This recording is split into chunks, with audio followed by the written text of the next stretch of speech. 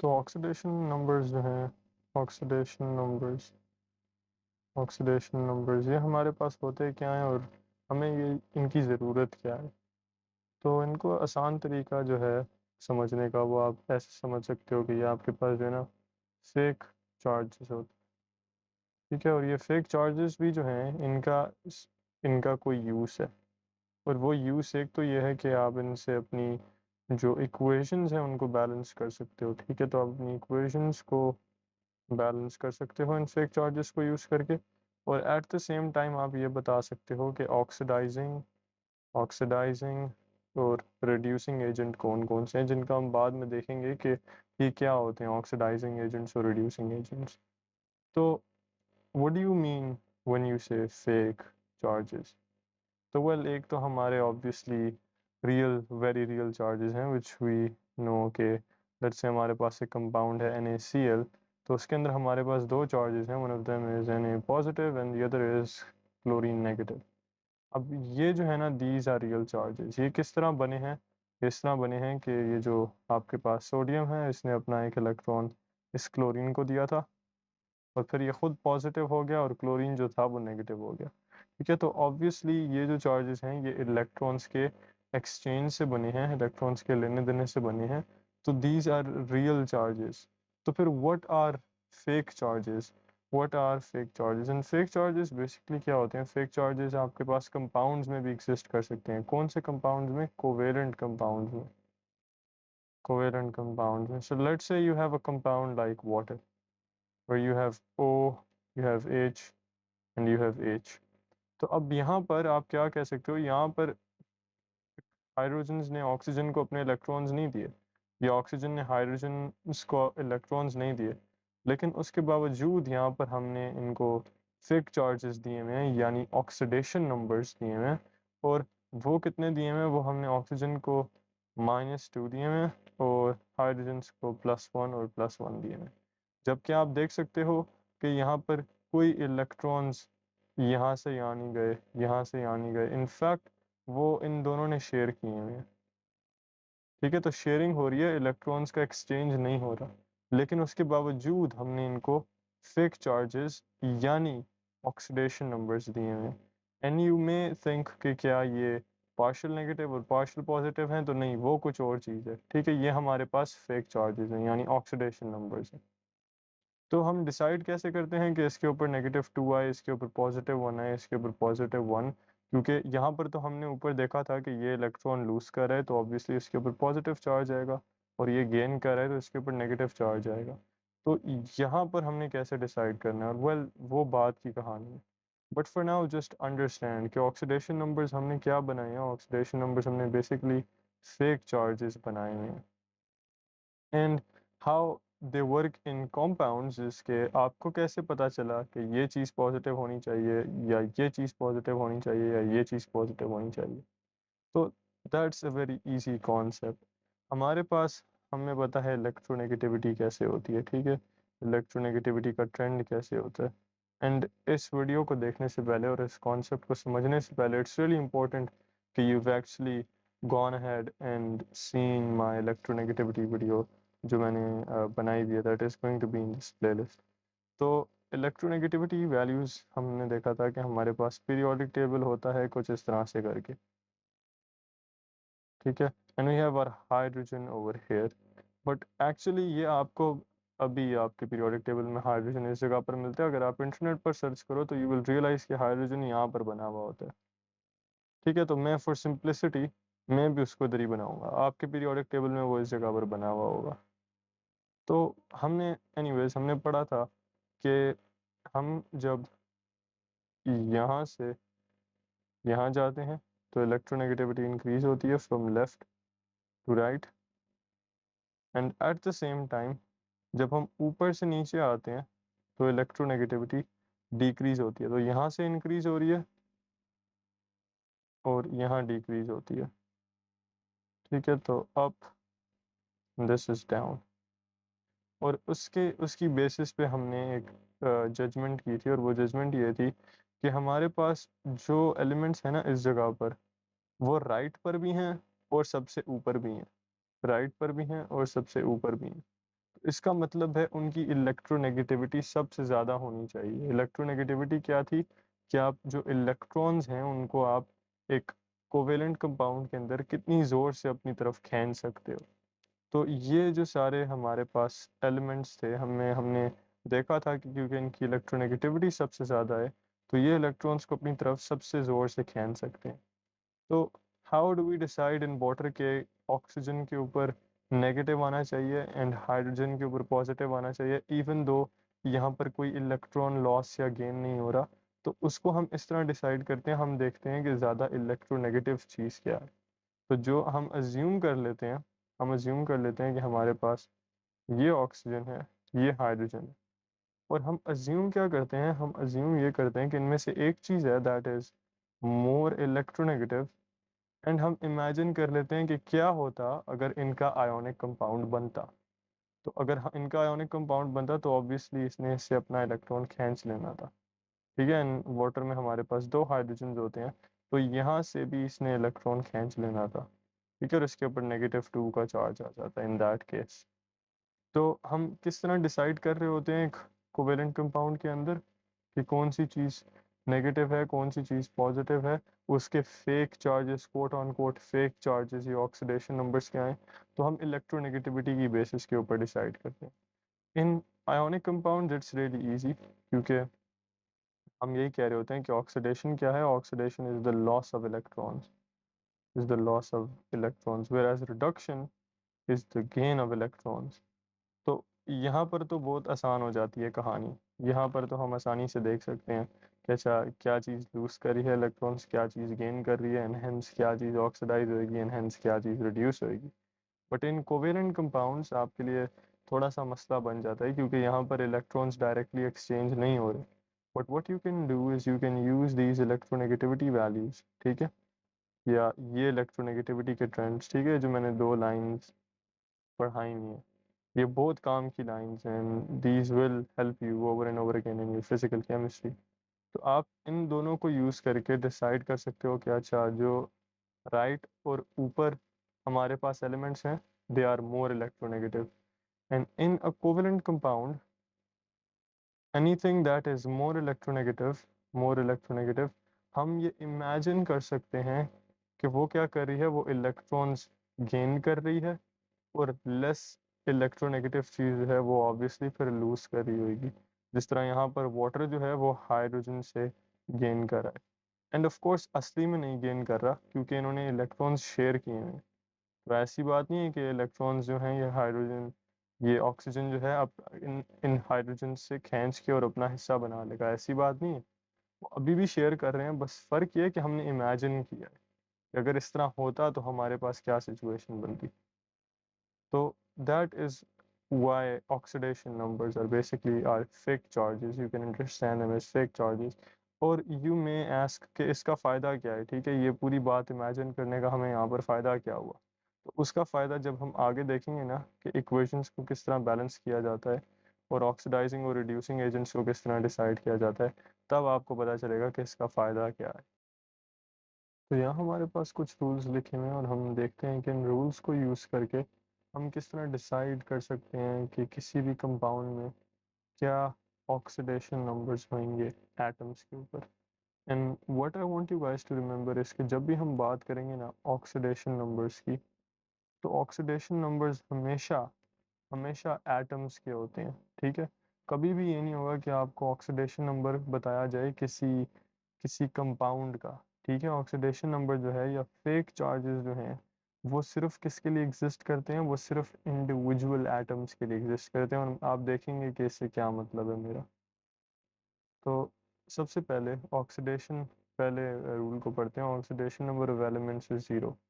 अब ये बात मोर स्पेसिफिकली क्या कह रही है, ये बात मोर स्पेसिफिकली ये कह रही है कि अगर आपके पास कोई भी एलिमेंट है तो उसके अंदर आपके पास जो एटम्स होंगे ना, जो एटम्स होंगे उनका oxidation number is going to be equal to zero. What I mean by that is let's just take a few elements over here like hydrogen, oxygen, nitrogen, sodium and chlorine. अब हमारे पास यहाँ पर दो individual atoms हैं, hydrogen और hydrogen. यहाँ पर हमारे पास है ऑक्सीजन और ऑक्सीजन, यहाँ पर हमारे पास है नाइट्रोजन और nitrogen, and so over here we have sodium और over here we have our chlorines।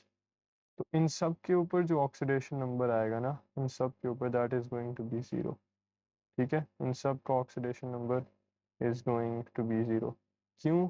क्योंकि ये एलिमेंट्स हैं। ठीक है, chlorine is an element, sodium is an element, nitrogen is an element, ये नाइट्रोजन गैस को रिप्रेजेंट कर रहा है, ये ऑक्सीजन गैस को रिप्रेजेंट कर रहा है, ये हाइड्रोजन गैस को रिप्रेजेंट कर रहा है। तो ये सारे क्या हैं? ये सारे एलिमेंट्स हैं। और एलिमेंट्स में आपके पास जो ऑक्सीडेशन नंबर होएगा that is going to be zero. ठीक है, let's look at the next rule and it says के ions have an oxidation number that is the same as their charge। इस बात का क्या मतलब है? इस बात का मतलब ये है कि लेट्स से आपके पास सोडियम है, और सोडियम क्या करता है? सोडियम एक इलेक्ट्रॉन लूज करके और सोडियम पॉजिटिव बन जाता है। ठीक है, और ये इसने इलेक्ट्रॉन लूज किया हुआ है।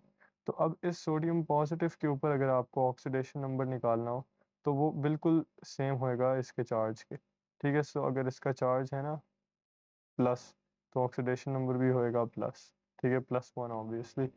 And in the same way अगर आपके पास मैग्नीशियम है, आपने उसका आयन बना लिया, लेट्स से मैग्नीशियम 2 बना लिया आपने, मैग्नीशियम 2, और इसने 2 इलेक्ट्रॉन्स लूज किए।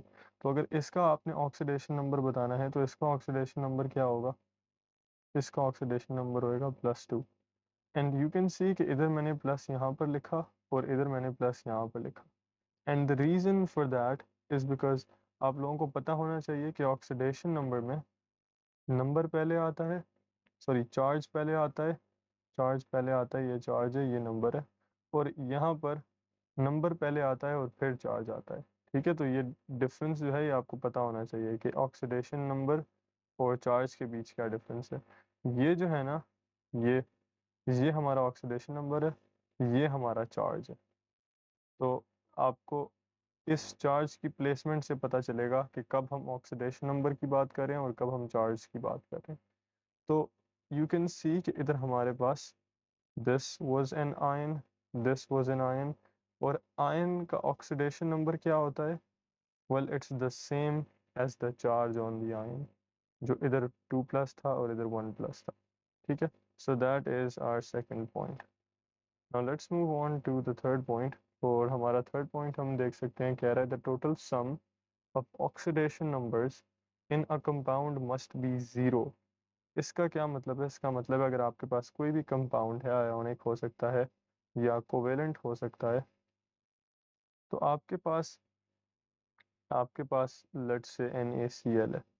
ठीक है, NaCl, एंड इनके ऊपर क्या चार्ज है? इनके ऊपर हमें पता है बेसिकली Na के ऊपर जो चार्ज होता है दैट इज +1, क्लोरीन के ऊपर चार्ज जो है दैट इज 1-। ठीक है, तो अगर आप इन दोनों की ऑक्सीडेशन नंबर्स निकालो तो इसकी ऑक्सीडेशन नंबर आएगी +1, इसकी ऑक्सीडेशन नंबर आएगी -1।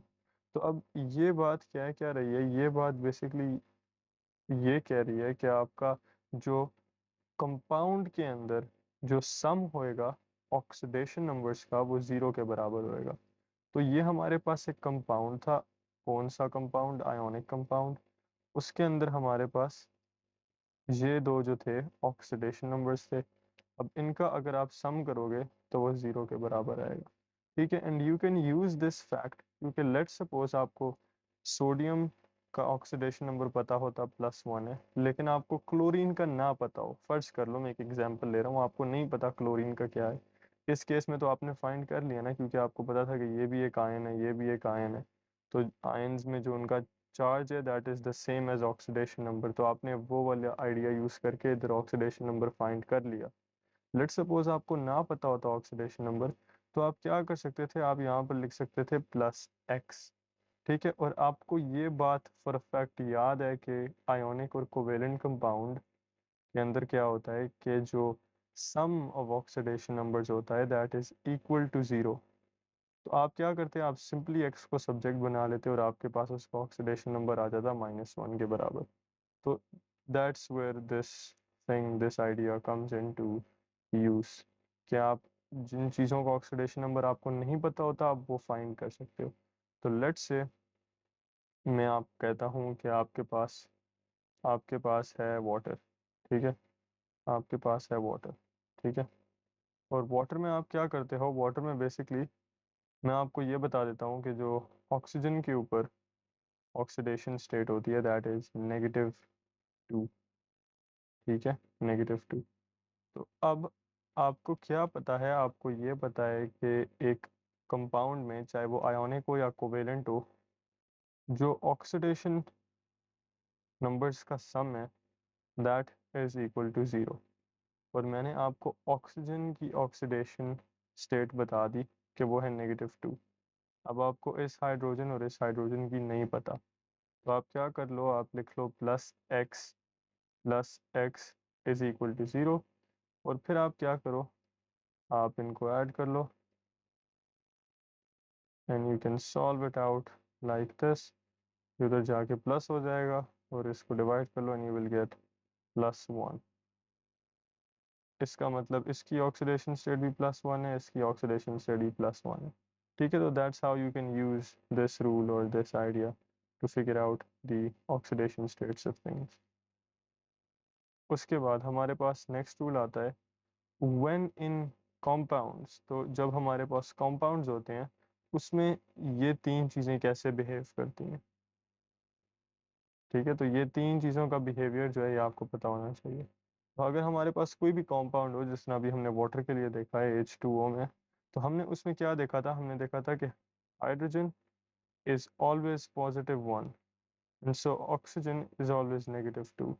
तो ये दो बातें आप याद कर लो कि ऑक्सीजन जो है that is always going to be -2, hydrogen is always going to be +1, ठीक है। अब ये आगे एक्सेप्शंस मैंने लिखी हैं कि except when bonded with a metal. उस केस में क्या होता है, उस केस में फिर hydrogen has to be negative, क्योंकि लेट्स सपोज अगर मैं आपको एक कंपाउंड बना कर दूं NaH। अब हमें पता है ये मेटल है, ये जो है ये नॉन मेटल है। और मेटल्स क्या करते हैं, मेटल्स इलेक्ट्रॉन्स लूज करते हैं। तो ये क्या करेगा, ये इसको अपना इलेक्ट्रॉन दे देगा, ठीक है। उस केस में हमारे पास दो आयंस बन जाएंगे, Na positive and H negative. And फिर उनके ऑक्सीडेशन नंबर्स हम फाइंड कर सकते हैं। आयंस का oxidation number is the same as the charge. तो यहाँ पर आ जाएगा +1, यहाँ पर आ जाएगा -1, ठीक है। तो उस केस में ये -1 हो जाएगा। बट उसके अलावा मेटल्स के अलावा हाइड्रोजन जब भी मेटल्स के साथ बॉन्डेड नहीं होएगा, metals are an exception, metals के अलावा इसका oxidation number is always going to be +1।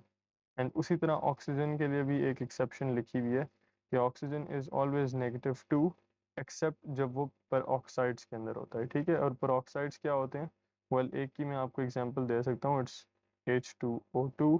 लेकिन वैसे आपको बता दिया जाएगा जब भी आपको पर ऑक्साइड्स दिखाएंगे, ठीक है। तो उस केस में आपको बता दिया जाएगा।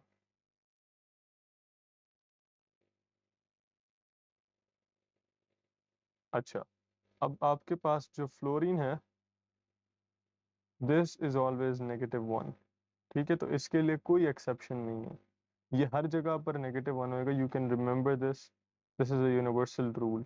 किसी भी कंपाउंड में इसको डाल दो, आयोनिक कोवेलेंट जहाँ मर्जी डाल दो, जिस चीज़ के साथ डाल दो, this is always going to be -1। तो इसके लिए रूल बहुत आसान है और इन दोनों के लिए भी आसान है बहुत, क्योंकि you will बेयरली ever see peroxides, ठीक है। आपको peroxides या मेटल्स के साथ वो ज़्यादा टेस्ट नहीं करेंगे, वो आपको ज़्यादा टेस्ट इसी के ऊपर करेंगे कि हाइड्रोजन की ऑक्सीडेशन स्टेट आपके पास +1 आ रही होगी और ऑक्सीजन क्या ऑक्सीडेशन स्टेट आपके पास -2 आ रही होगी। So let's look at the next example, let's look at the next rule.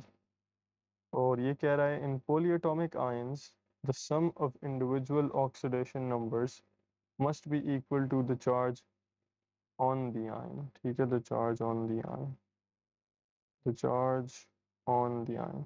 And इसका क्या मतलब है, तो let's take a polyatomic ion. So we have a polyatomic ion, um a polyatomic ion called carbonate CO3 2 negative. Or we have another polyatomic ion which is NO3 1 negative, ठीक है। I think this is called nitrate. and this is carbonate. अब यहाँ पर इसको हम ज़रा ऐसे बना लेते हैं. So we have one carbon and we have three oxygens.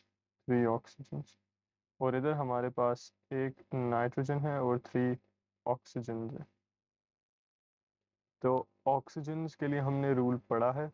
हमें पता है ऑक्सीडेशन के ऊपर ऑक्सीजन के ऊपर कौन सी ऑक्सीडेशन स्टेट होती है, and that is -2 except in peroxides. यहाँ पर कोई पेरोक्साइड है, कोई पेरोक्साइड नहीं. ये नाइट्रेट है और ये कार्बोनेट है. ठीक है, कोई पेरोक्साइड नहीं है इधर. तो इधर हम -2 -2 लिख देते हैं and we do the same over here. और अब हमें कार्बन और नाइट्रोजन के लिए तो कोई रूल पता ही नहीं है, तो we can take this as x over here and we can take this as x over here. अच्छा, अब ये वाला रूल क्या कह रहा है, पॉलीएटॉमिक आयंस वाला. तो पॉलीएटॉमिक आयंस वाला रूल ये कह रहा है कि जब भी आपके पास एक पॉलीएटॉमिक आयन होएगा, तो आप जब अपने इंडिविजुअल ऑक्सीडेशन नंबर्स का सम करोगे ना, तो वो उस पॉलीएटॉमिक के चार्ज के बराबर आना चाहिए.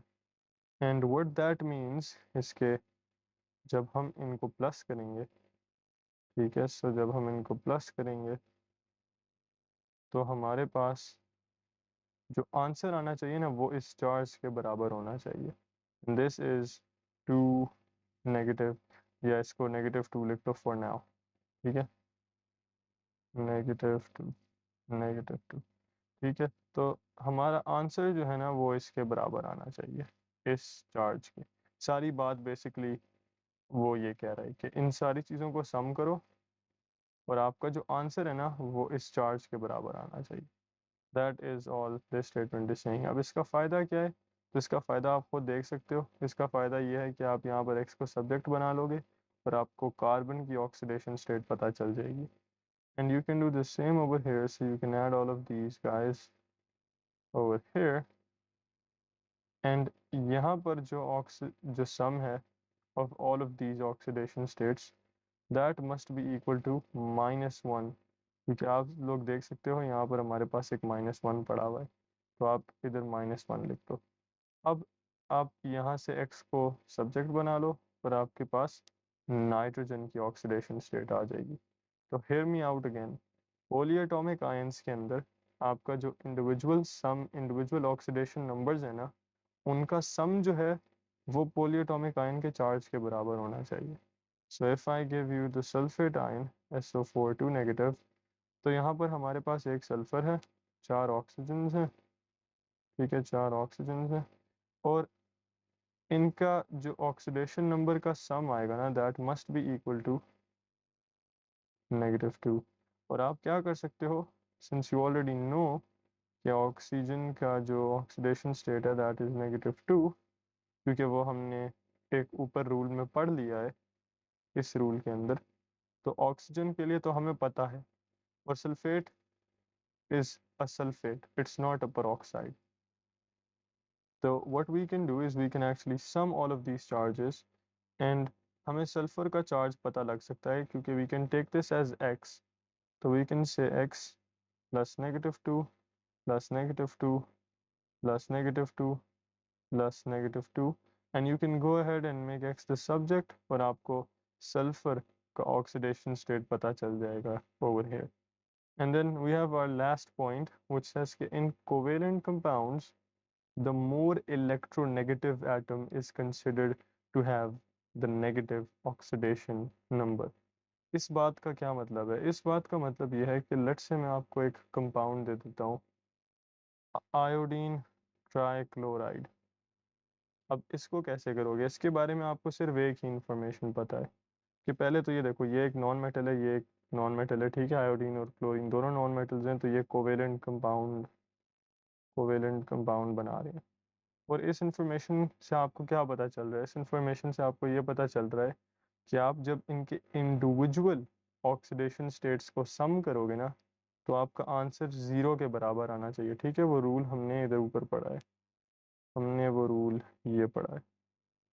ठीक है, तो लेट्स से आयोडीन का कोई ऑक्सीडेशन स्टेट होएगा, आयोडीन का कोई ऑक्सीडेशन स्टेट है, और फिर क्लोरीन के 3 क्लोरीन्स हैं, उनके ऑक्सीडेशन स्टेट्स हैं। सो वी हैव आयोडीन का ऑक्सीडेशन स्टेट, उसके बाद वी हैव क्लोरीन का ऑक्सीडेशन स्टेट, उसके बाद वी हैव क्लोरीन का ऑक्सीडेशन स्टेट, और उसके बाद वी हैव क्लोरीन का ऑक्सीडेशन स्टेट। और इन सारों का सम 0 के बराबर आना चाहिए। बट ओवर हेयर आपको ना आयोडीन का ऑक्सीडेशन नंबर पता है, ना ही क्लोरीन का पता है, ना ही हमने कोई ऐसा रूल बनाया है या रूल पढ़ा है जिससे आपको इन दोनों के ऑक्सीडेशन स्टेट्स पता चल सके। तो what do you do now? Well now you consult this third rule. और ये थर्ड रूल आपको क्या कहता है? ये थर्ड रूल आपको कहता है कि जो ज़्यादा इलेक्ट्रोनेगेटिव एटम होएगा that is going to be considered to have the negative oxidation number. तो हमें एटलीस्ट एक बात तो पता चल गई कि इनमें से हम कहते हैं पहले ज़्यादा इलेक्ट्रोनेगेटिव कौन सा है। And how you decide that? इसके आप जाओ अपने पीरियोडिक टेबल को खोलो। ठीक है, पीरियोडिक टेबल को खोलो। पीरियोडिक टेबल में ये दोनों एक ही राइट साइड के ऊपर हैं, एक ही ग्रुप में हैं। तो ये क्लोरीन यहाँ पर कहीं होगा और आयोडीन यहाँ पर कहीं होगा। ठीक है, तो if you look at our electronegativity वाला आइडिया, तो ये दोनों सेम राइट साइड पर सेम जगह पर हैं। ठीक है, ये जो है ना, ये इस स्केल के ऊपर सेम जगह पर है। ठीक है, तो वी कैन से कि आयोडीन इस तरफ है तो this has to be more electronegative, या क्लोरीन इस तरफ है तो it has to be less electronegative, क्योंकि वो दोनों जो हैं वो सेम जगह पर हैं on the right side. But if you look at this line which says up and down, और यहाँ पर इलेक्ट्रोनेगेटिविटी डिक्रीज हो रही है, यहाँ पर इलेक्ट्रोनेगेटिविटी इंक्रीज हो रही थी। तो यहाँ से आप क्या अंदाज़ा लगा सकते हो कि ज़्यादा ऊपर जो चीज़ है ना that has to be more electronegative, नीचे वाली चीज़ की इलेक्ट्रोनेगेटिविटी डिक्रीज हो जाएगी। तो हम राइट लेफ्ट से तो नहीं डिसाइड कर पाए, but we can decide from this idea over here. तो इनमें से अब कौन सी चीज़ ऊपर है? ऑब्वियसली क्लोरीन ऊपर है। तो क्लोरीन क्या होएगा? Chlorine has to be negative. ठीक है, वो बात तो क्लियर हो गई।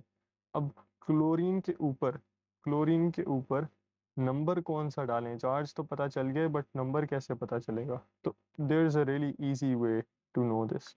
देखो, आपको हमने जब बोला कि ऑक्सीजन का oxidation state is always going to be -2, hydrogen का oxidation state is always going to be +1। ठीक है, fluorine is always going to be -2, sorry -1। तो यहाँ पर आपने एक बात नोटिस की होगी कि देखो, अगर मैं फ्लोरीन का स्ट्रक्चर बनाऊँ ना, फ्लोरीन का स्ट्रक्चर बनाऊँ, तो फ्लोरीन के आउटर शेल में आपको 7 इलेक्ट्रॉन्स मिलेंगे। So there is 1 2, there's 3 4, there's 5 6, and there's 7। तो ये एक ही इलेक्ट्रॉन हासिल कर सकता है अपने पास। And in the same way, अगर हम ऑक्सीजन की एग्जांपल ले लें, तो ऑक्सीजन का की क्या एग्जांपल है कि ऑक्सीजन के पास आउटर शेल में 6 इलेक्ट्रॉन्स होते हैं। ठीक है, आउटर शेल में 6 इलेक्ट्रॉन्स होते हैं। तो ये अपने पास 2 इलेक्ट्रॉन्स हासिल कर सकता है। ठीक है, ये फ्लोरीन 1 इलेक्ट्रॉन हासिल कर सकता था। एंड हाइड्रोजन को अगर हम देखें, तो हाइड्रोजन क्या कर रहा था? हाइड्रोजन के पास एक ही इलेक्ट्रॉन था, एंड वो इलेक्ट्रॉन लूज कर रहा था। ठीक है, वो लूज कर रहा था। वो गेन भी कर सकता था, जिस तरह मेटल्स के केस में अगर हम देख लें, मेटल्स के केस में वो गेन कर रहा था। मेटल्स के केस में वो गेन कर रहा था एक इलेक्ट्रॉन। तो एक इलेक्ट्रॉन उसका अपना था, और एक जो था ना वो बाहर से गेन कर रहा था in the case of metals. तो हम यहाँ से एक बात सीख सकते हैं फॉर ऑल ऑफ दीज। और वो बात ये है कि oxidation number is not just some random number. हमने ये क्यों नहीं कहा कि ऑक्सीजन का जो ऑक्सीडेशन नंबर है वो -3 हो, या -4 हो, या -10 हो? हमने -2 ही क्यों अज्यूम किया? क्योंकि देखो, हम इमेजिन कर रहे थे। हमने क्या इमेजिन किया था कि अगर इन अ कोवेलेंट कंपाउंड, हम इमेजिन कर लें कि हम वाटर की एग्जांपल ले लें, अगर हम यहाँ इमेजिन कर लें कि यहाँ पर इलेक्ट्रॉन्स की शेयरिंग ना हो रही होती, और इंस्टेड इलेक्ट्रॉन्स का एक्सचेंज हो रहा होता, यानी अभी यहाँ पर शेयरिंग हो रही है, यहाँ पर और यहाँ पर, अगर ये शेयरिंग ना हो रही होती और इलेक्ट्रॉन्स का लेना देना हो रहा होता तो हाइड्रोजन्स ने ऑक्सीजन को इलेक्ट्रॉन्स देने थे, ठीक है। और कितने दे सकते हैं? वेल, मैक्सिमम 2 इलेक्ट्रॉन्स दे सकते हैं, क्योंकि ऑक्सीजन की यहाँ पर कैपेसिटी ही 2 इलेक्ट्रॉन्स को भरने की है। इसलिए हमने -3, -4, -10 नहीं कहा था। और इसी तरह फ्लोरीन को हमने -1 क्यों कहा? क्योंकि उसकी कैपेसिटी ही 1 इलेक्ट्रॉन हासिल करने की है, वो इससे ज़्यादा इलेक्ट्रॉन्स हासिल कर ही नहीं सकता, ठीक है। तो it's not just the oxidation number is not just some random number. हम जब ये इमेजिन करते हैं कि अगर इलेक्ट्रॉन्स की एक्सचेंज हो रहा होता, इलेक्ट्रॉन्स का एक्सचेंज हो रहा होता और आयंस बन रहे होते, तो उन आयंस के ऊपर क्या चार्ज आता, ठीक है, हम ये इमेजिन कर रहे होते हैं। असल में वो हो नहीं रहा होता, असल में तो इलेक्ट्रॉन्स शेयर हो रहे होते हैं, बट हम ये इमेजिन करके चल रहे होते हैं, ठीक है। तो जब हम इमेजिन कर रहे होते हैं तो ऑब्वियसली एक चीज़ की जितनी कैपेसिटी है वो उतने ही इलेक्ट्रॉन्स हासिल कर सकती है। And therefore if we look at chlorine, तो क्लोरीन आपको ग्रुप 7 के अंदर मिलेगा, ठीक है, group 7, so that is 6, that is 7। और ग्रुप 7 वाले जितने भी एलिमेंट्स हैं वो सिर्फ एक इलेक्ट्रॉन हासिल कर सकते हैं, ठीक है, वो सिर्फ एक इलेक्ट्रॉन हासिल कर सकते हैं। तो यहाँ पर मैं लिख रहा हूँ ग्रुप 7, ये दिस जी रिप्रेजेंट्स ग्रुप 7। और फर्ज कर लो कि ये ग्रुप 7 का ना एक जनरल एटम बना लूँ मैं। तो इस जनरल एटम के आउटर शेल में हमारे पास 7 इलेक्ट्रॉन्स मौजूद होंगे और एक इलेक्ट्रॉन हासिल करने की गुंजाइश होगी, ठीक है। ये इस पूरे ग्रुप में सारे एलिमेंट्स पर ये बात अप्लाई हो रही है, ठीक है। तो इसका मतलब है क्लोरीन सिर्फ एक इलेक्ट्रॉन हासिल कर सकता है। तो हमें इस बात से क्या पता चला? हमें ये पता चल गया कि इसका चार्ज जो जो था वो नेगेटिव था, but at the same time हमें ये भी पता चल गया कि इसके ऊपर जो नंबर आएगा चार्ज के साथ, that is going to be -1, ठीक है। And so what we can do is, since we know the charge and we know कि ये -1 है, तो हम इस आइडिया को एक बड़े अच्छे तरीके से यूज़ कर सकते हैं। हम यहाँ पर लिख सकते हैं ICl3। हमें एक बात पहले से पता थी कि इसका सम ऑफ ऑक्सीडेशन नंबर्स जो है that will be equal to 0, ठीक है, वो हम रूल ऊपर पढ़ आए हैं, ये वाला जो सेकंड रूल था। हमें एक ये बात पता थी, हमें फिर ये बात भी पता चल गई कि जो ज़्यादा इलेक्ट्रोनेगेटिव चीज़ है उसके ऊपर नेगेटिव चार्ज आएगा। और हमने ये भी फाइंड कर लिया कि उसके ऊपर नेगेटिव चार्ज आएगा तो कितना आएगा, ठीक है। तो हमें पता चल गया कि -1 आएगा। Well now that's really easy. क्यों? That's made our job really easy, क्योंकि we had 1 iodine, we had 3 chlorines, और हमें पता चल गया कि एक क्लोरीन के ऊपर जो चार्ज है that is -1, -1, -1। We can use that to now find iodine के ऊपर का charge. So what we can do is we can write x plus -1 plus -1 plus -1, और हम इसको सॉल्व कर लेते हैं तो we are gonna get x -3 is equal to 0। और हम 3 को दूसरी साइड पर ले जाते हैं तो हमारे पास का आयोडीन की ऑक्सीडेशन स्टेट आ गई विच इज़ +3, ठीक है। तो हमने क्या कर लिया, हमने इस कंपाउंड में आयोडीन के लिए ऑक्सीडेशन स्टेट फाइंड कर ली +3, और क्लोरीन के लिए फाइंड कर ली -1। एंड ऑब्वियसली ये तीनों जो क्लोरीन्स हैं इनका ऑक्सीडेशन नंबर जो है सेम है, तो यू कैन जस्ट राइट कि जो क्लोरीन है दैट इज़ -1, जो आयोडीन है दैट इज़